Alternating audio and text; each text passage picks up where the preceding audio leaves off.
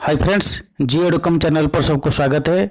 इस वीडियो में हम चर्चा करेंगे क्लास 10th फर्स्ट असाइनमेंट 2020 का एसएसटी व सोशल साइंस स्टडी, मतलब जो सामाजिक विज्ञान को अभी चर्चा करेंगे।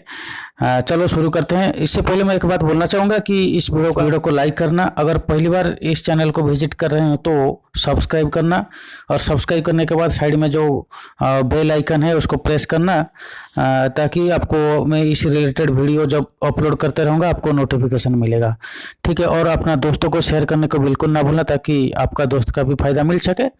चलो शुरू करते हैं। फर्स्ट नंबर क्वेश्चन क्या पूछा है ना, प्रतिदिन के कचरे का दोबारा उपयोग किस प्रकार कर सकते हैं, उदाहरण सहित समझाइए। चलो देखते हैं ना। देखो, इसका आंसर हमको कितना ना 75 to 100 वर्ड के अंदर में देना पड़ेगा। ठीक है, तो फर्स्ट आंसर कैसे लिखेंगे? देखो, हमारे परिवेश को स्वच्छ रखने के लिए हम कचरे को बाहर नहीं फेंकना चाहिए।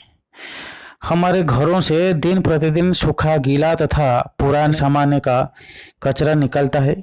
इसमें से कुछ कचरे का दोबारा उपयोग किया जा सकता है। किस किस कचरा का दोबारा उपयोग किया जा सकता है ना? देखो, लकड़ी के फेंके गए छोटे छोटे टुकड़े का उपयोग सामान रखने के लिए हम छोटे बॉक्स का निर्माण में उपयोग किया जा सकता है।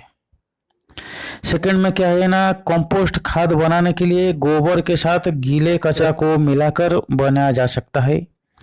इस खाद से मिट्टी उपजाऊ बनता है। नेक्स्ट थर्ड में क्या है ना, देखो, फटे तथा पुराना कपड़ों को हम तकिया तथा ब्लैंकेट बना सकते हैं। इसी प्रकार कचरों को दोबारा उपयोग किया जा सकता है। ठीक है, ये हो गया फर्स्ट नंबर क्वेश्चन का आंसर। चलो देखेंगे सेकंड नंबर क्वेश्चन को। देखो, सेकंड नंबर क्वेश्चन क्या पूछ रहा है ना, क्या विद्युत उत्पादन के लिए हमें कोयले पर निर्भर करना चाहिए? इसके क्या क्या विकल्प हो सकते हैं? देखो, हमारा उत्तर क्या होगा ना। देखो, हमें विद्युत उत्पादन के लिए कोयले पर निर्भर नहीं करना चाहिए, क्योंकि कोयला अनवीकरणीय संसाधन है।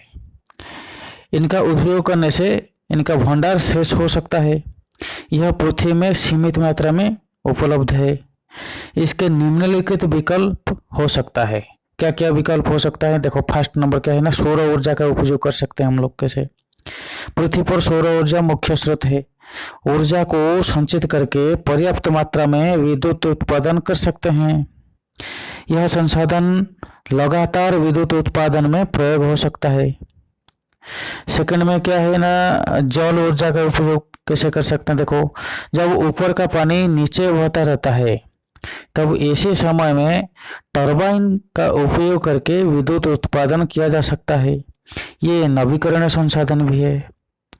थर्ड नंबर में क्या कर सकते हैं? देखो, पवन ऊर्जा का उपयोग कर सकते हैं। कैसे ना, विद्युत उत्पादन के लिए पवन ऊर्जा का प्रयोग किया जा सकता है। जब तेज गति से हवा बहता है तब पवन चक्की के द्वारा ऊर्जा को संचित किया जा सकता है। यह नवीकरणीय संसाधन भी है। ठीक है, ये हो गया सेकंड नंबर क्वेश्चन का आंसर। ठीक है, अगर इस वीडियो आपको पसंद लग रहा है तो लाइक करना, मेरे चैनल को सब्सक्राइब करना और दोस्तों को शेयर करने को बिल्कुल ना भूलो। देखो, थर्ड नंबर क्वेश्चन क्या पूछ रहा है ना, देखो, नवीकरणीय संसाधन और अनवीकरणीय संसाधन में क्या अंतर है? देखो क्या लिखेंगे। देखो, नवीकरणीय और अनवीकरणीय संसाधन में अंतर निम्नानुसार है। क्या क्या है? देखो, पहले देखेंगे नवीकरणीय संसाधन को। ठीक है, नवीकरणीय संसाधन वे है जो प्राकृतिक प्रक्रियाओं से नवीकृत होते रहते हैं। ठीक है, ये पृथ्वी पर सतत रूप से विद्यमान है। इनके समाप्त होने का संकेत बहुत कम है। नवीकरणीय संसाधन क्या क्या है ना, देखो, वायु, जल, सौर शक्ति इत्यादि है। नेक्स्ट देखें क्या है ना, अनवीकरणीय संसाधन। अनवीकरणीय संसाधन किसको बोला जाता है ना? अनवीकरणीय संसाधन वे है जो प्राकृतिक प्रक्रियाओं से नवीकृत नहीं होता है।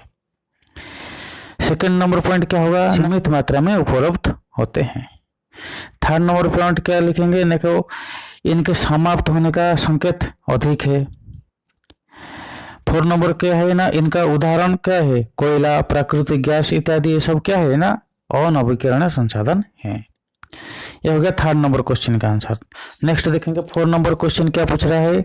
उद्योग की स्थापना के लिए कौन कौन से सार्वजनिक हित को ध्यान में रखा जाना बेहद जरूरी है। क्या क्या है, चलो देखेगा आंसर।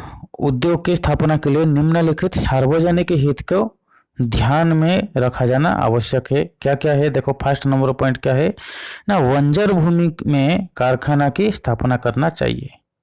कैसे, देखो कारखाने की स्थापना ऐसे भूमि पर किया जाना चाहिए जो बंजर हो, जिसका उपयोग कृषि के लिए नहीं किया जा सकता हो। देखो सेकंड नंबर पॉइंट क्या हो सकता है ना, जनबसति से निर्धारित दूरी पर कारखाने की स्थापना होना चाहिए। देखो कारखाने की स्थापना जनबसति से इतना दूर में स्थापना हो जिससे कि निकलने वाले अपशिष्ट पदार्थ का, निकलने वाले मतलब क्या है ना, कारखाने से निकलने वाली अपशिष्ट पदार्थ का दुर्गंध एवं शोर शराबा लोगों पर दुष्प्रभाव न डाल सके। थर्ड नंबर में क्या हो सकता है, देखो कृषि भूमि का अधिग्रहण नहीं करना चाहिए। उद्योग स्थापना के लिए बहुअधिक भूमि की आवश्यकता होती है। ऐसे में यदि कृषि भूमि का अधिग्रहण किया गया तो हमारे देश का कृषि उत्पादन प्रभावित होगा। देखो 4 नंबर पॉइंट क्या हो सकता है ना, स्थानीय लोगों का रोजगार का अवसर होगा। तो देखो उद्योगों में काम करने के लिए स्थानीय लोगों को प्राथमिक अवसर देना चाहिए ताकि स्थानीय लोग भी उद्योग में काम करके जीविका निर्वाह कर सकेंगे। ठीक है, ये हो गया 4 नंबर क्वेश्चन का आंसर। चलो अब देखेंगे 5 नंबर को। यदि आपको अपने स्कूल के विकास के लिए संकेतक बनाने हो तो उसमें आप क्या क्या रखना चाहेंगे, अपने विचार लिखिए। अपना विचार को लिखने के लिए बोला है क्वेश्चन, यदि आपको अपना स्कूल का संकेतक बनाने हो। देखो इसमें आंसर क्या लिख सकते हैं, देखो यदि हमें अपने स्कूल के विकास के लिए संकेतक बनाने हो तो हम उससे ऐसे संकेतक को रखना चाहेंगे जो बच्चों के अधिगम को अधिक प्रभावित कर सके। अध्ययन की प्रक्रिया में हम निम्नलिखित संकेतकों की शामिल करना चाहेंगे। क्या क्या करना चाहेंगे, देखो फर्स्ट नंबर में क्या ना, गतिविधि आधारित शिक्षण। देखो विद्यार्थियों का सर्वांगीण विकास के लिए गतिविधि आधारित शिक्षण का अत्यंत आवश्यक है, जिससे कि बच्चों का सर्वांगीण विकास हो सके। इसके द्वारा शारीरिक, मानसिक, बौद्धिक इत्यादि का विकास हो सकता है। सेकंड नंबर में क्या रख सकते हो ना, रोचक सहायक सामग्री। अधिगम कार्य को सरल करने के लिए रोचक सहायक सामग्री का प्रयोग करना चाहिए। इससे बच्चों ने लंबे समय तक अपना ध्यान पढ़ाई में केंद्रित कर पाते हैं। थर्ड नंबर में क्या कर सकते हैं, देखो बालक बालिकाओं को समान अवसर प्रदान करना चाहिए। देखो विद्यालय के प्रत्येक गतिविधि आधारित कार्यक्रमों में बालक बालिकाओं के बीच भेदभाव नहीं होना चाहिए, उभय को समान अवसर प्रदान करना चाहिए। 4 नंबर पॉइंट कर सकते हैं, देखो ना पाठ्यचर्या के उद्देश्यों को प्राथमिकता देना चाहिए। देखो विद्यालय में शिक्षण प्रक्रिया पाठ्यक्रम पर ही केंद्रित नहीं होना चाहिए, पाठ्यक्रम के साथ पाठ्य सहगामी क्रिया अवश्य होना चाहिए, जिससे बच्चों का क्या होगा ना, सर्वांगीण विकास हो सकता है। ठीक है, ये रहा टोटल आपका first assignment of 2020 social science व सामाजिक विज्ञान का question answer. Thanks for watching this video.